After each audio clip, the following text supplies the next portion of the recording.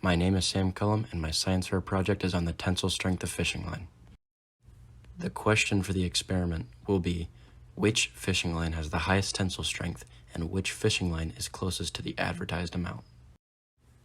The definition of tensile strength is the resistance of a material to breaking under tension. The tensile strength is measured using a tensile strength test machine, and that is composed of 5 parts. The load cell converts tension force into an electrical signal that will be measured, and there are 2 of them on each machine. The specimen grips hold on to 2 metal carabiners, and the fishing line is tied to the metal carabiners. The moving crosshead moves upward and downward, and it results in tension being applied to the fishing line. The existensometer records the amount of tension that was put on the fishing line before the fishing line breaks, and the software sets the variables for experimentation, such as how quick the moving crosshead will move, and the results of the experimentation are shown here. The next 2 slides are a picture of what the machine looked like. On this slide, we can see here the specimen grips are the little slits right here where the metal carabiners will be placed, and they're surrounded by the load cells. The load cell on the top is connected to the moving crosshead, and the moving crosshead moves the beam upwards, resulting in tension being applied. The existensometer and the software are combined over here on this little mini iPad, and that graphs the results from the experimentation. This picture showed what the machine actually looked like, again, with the specimen grips holding on to the 2 metal carabiners. The metal carabiners are actually in the machine on this slide because this is the picture that I took. So they are in the specimen grips, and the load cells, again, are surrounding it, and it's attached to the moving crosshead. So there were 3 types of fishing line used: monofilament, braided, and fluorocarbon. For the monofilament fishing line, the brand name was Trilene, and for the brand names, it doesn't really matter which brand you use as long as you can find test weights comparable for monofilament, braided, and fluorocarbon. But monofilament fishing line in general is a single strand of fiber, which is usually nylon, and it holds knots well, but it has bad longevity, meaning it's not super durable. The brand name for the braided fishing line was Contra. Braided fishing line is braided synthetic fibers, and it is a lot more durable, but the unfortunate part of it is that it has a thin wax coating that makes it hard for tying knots, which is a problem I ran into in my experimentation. The final fishing line used was Yozuri, which was the fluorocarbon.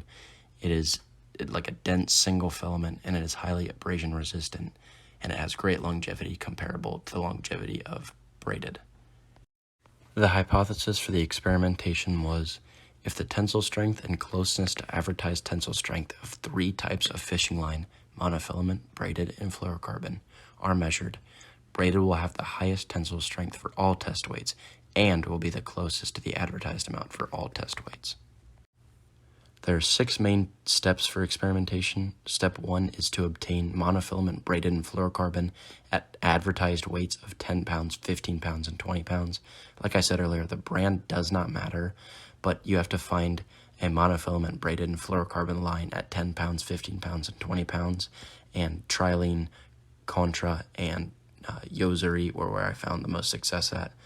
So that gives us a total of 9 fishing lines. Step 2 is to cut 25 inches of the 10-pound monofilament line. You then tie the monofilament line to 2 metal carabiners using a fisherman's knot, and then 2 square knots to secure the fisherman's knot so that the knot doesn't break and the line actually breaks. After that, you place the carabiners into the specimen grips and plug in your variables for experimentation into the software. Then you record your results and repeat the experiment 2 more times with a 10-pound monofilament, and then the final step is to repeat steps 2 through 5 with the other 8 types of fishing lines. So that'd be 15-pound and 20-pound monofilament, and then all the others. The graphs on the following pages are drawn from Excel. The tensile strength machine plotted a data point every 0.02 seconds, resulting in about 15,000 data points per graph. The y-axis shows the tensile strength in kilonewtons, and the x-axis shows the time in seconds. This is what the graph of the monofilament 10-pound looks like. As you can see, it reached its apex at about 37 newtons. This is what the graph of the monofilament 15 pounds looks like. As you can see, it reached its peak at about 56-ish newtons. The monofilament 20-pound reached its apex at about 112 newtons. Moving on to the braided 10 pound, it reached its apex at about 52 newtons. For the braided 15 pounds, it reached its apex at about 68-ish newtons. The 20 pound braided reached an apex at around 92 newtons. About 43 newtons was the highest that the fluorocarbon 10 pound reached. The fluorocarbon 15 pounds got up to about 57 newtons. And finally, the fluorocarbon 20 pounds got to about 66 newtons. This table here shows the advertised amount compared to the experimented amount. So for the monofilament 10 pounds, it got to about 8.5 pounds. For the 15 pounds, it got to about 12.6 pounds. And for the 20 pounds, it outperformed and got to 25.3 pounds. For the braided 10 pounds, it got to about 11.8 pounds. For the advertised amount as 15 pounds, it got to about 15.3 pounds. And for the 20 pounds, it got to about 20.7 pounds. For the fluorocarbon, it was advertised as 10 pounds and it got 9.8 pounds. For 15 pounds, it was 13 pounds. And for 20 pounds, it was 14.9 pounds. So a restatement of my hypothesis: if the tensile strength and closeness to stated tensile strength of three types of fishing line, monofilament, braided, and fluorocarbon, are measured, braided will have the highest tensile strength for all test weights and will be the closest to the advertised amount for all test weights. So my hypothesis was partially correct. The braided fishing line was the strongest at test weights 10 and 15, but the monofilament was the strongest at 20 pounds. The second part of my hypothesis, which pertained to the closeness to advertised amount, was also partially correct. The braided was the closest at 15-pound test weight and 20-pound test weight. It was only off by 0.3 on the 15 pounds and 0.7 on the 20 pounds. It was the closest on 15-pound and 20-pound, but the fluorocarbon was closer on 10-pound test weight. The only problem that I encountered with my experiment was trying to tie knots to the metal carabiners. Originally, I started with a fisherman's knot, but this was unable to hold it, and the fishing line was breaking at the knot rather than the fishing line itself breaking. So I had to tie a fisherman's knot as well as 2 square knots on top to keep it in place. I would probably continue my project by testing the abrasion resistance of the 3 types of fishing lines still at the 10-pound, 15-pound, and 20-pound test weights. So abrasion resistance is the ability to withstand the wear and tear friction caused by repetitive scraping and rubbing. So the way I would test this would be by tying a test weight, maybe 10 pounds or so, to the fishing line and holding it over a rod, and that rod would be wrapped with sandpaper, and I would oscillate that rod back and forth until the fishing line ripped, and I would measure the number of oscillations per fishing line. The first of my 3 verses is James 1, 2 through 4. It says, "Consider it pure joy, my brothers and sisters, whenever you face trials of many kinds, because you know that the testing of your faith produces perseverance. Let perseverance finish its work, so that you may be mature and complete, not lacking anything." So this lays out the attitude that Christians should have when they're going through trials and tribulations.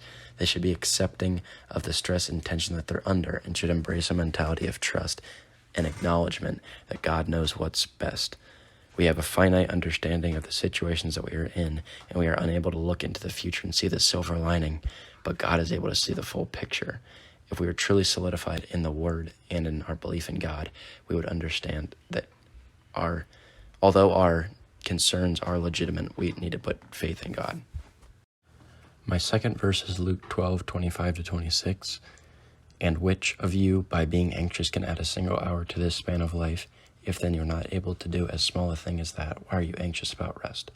So being anxious and nervous about possibilities of what the future may hold does not produce anything but stress and tension.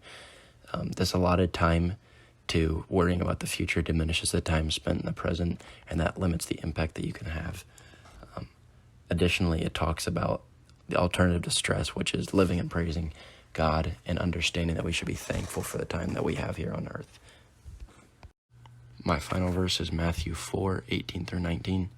"As Jesus was walking beside the Sea of Galilee, he saw 2 brothers, Simon called Peter and his brother Andrew. They were casting a net into the lake, for they were fishermen. 'Come, follow me,' Jesus said, 'and I will send you out to fish people.'" I said that as Christians we should learn a lesson from Peter and Andrew about total faith and dependence. They relinquished their entire livelihood to follow a stranger based on one claim that he made, and how we should embrace a spirit of trust in what Jesus can do. and dedicate our lives to Him.